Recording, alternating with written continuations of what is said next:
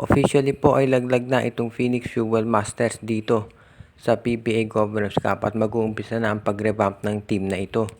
Dahil gusto ng management na sa susunod na conference ay mas maganda ang chance nila na makapasok dito sa playoffs. At dahil dito nag-o-offer na ang Phoenix ng trade dito sa Barangay Ginebra pati na rin dito sa TNT Tropang Giga. Actually, maski na dito sa Converge nag-o-offer din sila ng mga players dahil gusto nila na mag-revamp ng lineup. Sa ngayon, itong Phoenix Fuel Masters mukhang lahat ng players ay pwede nang i-offer for trade. Kabilang itong si Jason Perkins, Richie Rivero, si Tyler Tio, si R.R. Garcia, pati na yung kanilang rookie na si Kai Balungay. Pwede nilang i-offer yan at ang balita ay pati dito sa Ginebra, TNT at Converge o kahit sino pa mang team na interesado. Although yung tatlong nabanggit ang mukhang talagang tumitingin dito sa mga i-offer ng Phoenix. Siyempre, ang top options dyan ay itong si Balungay at itong si Jason Perkins dahil sila ay mga big men. Ang tanong ngayon ay kung sino ang pwedeng i-offer for example ng Barangay Ginebra para sa nasabing players. Sa tingin ko kung si Kai Balungay ang gustong kunin ng Ginebra, straight up pwede na si Isaac Go ang kapalit niyan. Pwede namang intayin na lamang ng Phoenix na makarecover itong si Isaac Go. Total eliminated na sila dito sa Governors Cup. O kaya naman kung si Jason Perkins, pwedeng si Jeremiah Gray ang i-offer ng Barangay Ginebra na kapalit niyan. Marami din naman pwedeng i-offer pang ibang players itong Ginebra dito sa Phoenix.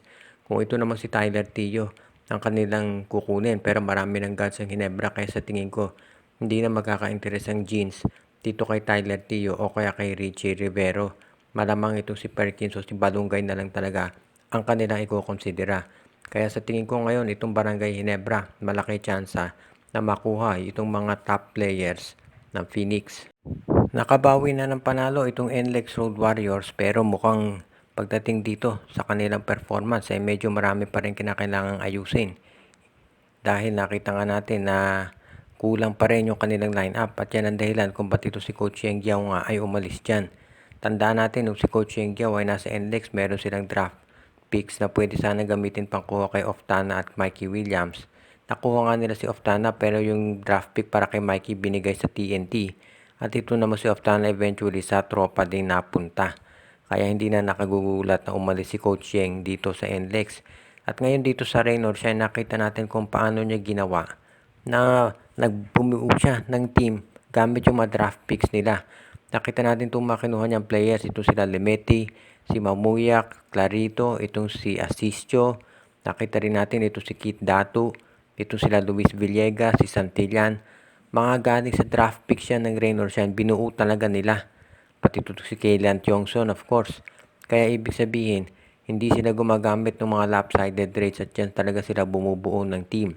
Kaya maraming mga fans ang may gusto dito sa Rain or Shine dahil hindi sila nakikinabang dyan sa mga ganyang klaseng trades pero nakakagawa pa rin ng tsansa na makapasok sa dito sa playoffs. At nagkataon pa na yung import na nakuha nila, yung talagang kinakailangan nila ito si Aaron Fuller, rebounder na scorer pa. Kaya sa tingin ko bagay na bagay itong si Fuller dito sa Rain or Shine Elasto Painters. At yan ang dahilan kung bakit marami nagsasabi talaga na ang laki ng tsansa ng Rain or Shine ngayon na pumasok dito sa finals. Siyempre maaga pa dahil hindi pa nga nag-umpisa yung playoffs.